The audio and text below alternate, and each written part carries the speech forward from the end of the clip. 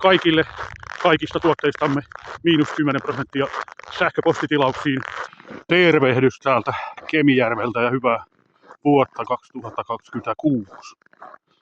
Eilen oli pakkasta 39 astetta tammikuun 9. päivä. Että nyt on lauttunut sen verran, että ei ole enää kuin 36 astetta pakkasta. Joo, täytyy sanoa, että nämä liukuiset talvijalkineet ihan mahtavat. Tällainen sää ja hyvin lämpöisenä pysyy. Voi vahvasti suositella kaikille kyllä.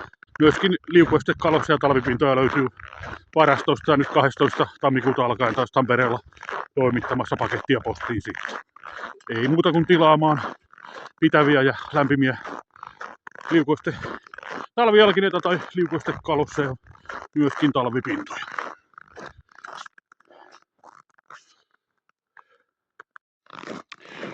Silmälasit sai heittää taskuun, että kyllä paremmin näkee niin kuin ilman kuin kuudusilla laseilla.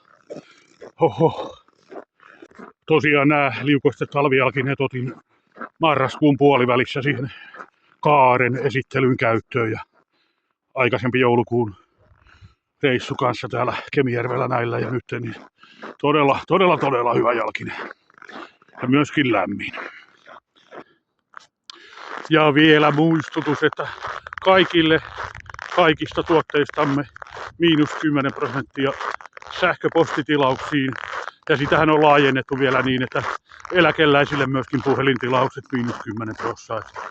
Totta kai kaikki voi soittaa ja kysellä ja muuta. Ja vielä jos heittää tilauksen sähköpostiin, niin saa takuun varmasti se -10%. Mutta eläkeläisten nettikäyttöön voidaan sen verran helpottaa, se kauheasti käyttänyt. Niin eläkeläisille joka tapauksessa -10% koko tämän alkuvuoden 2026 ainakin.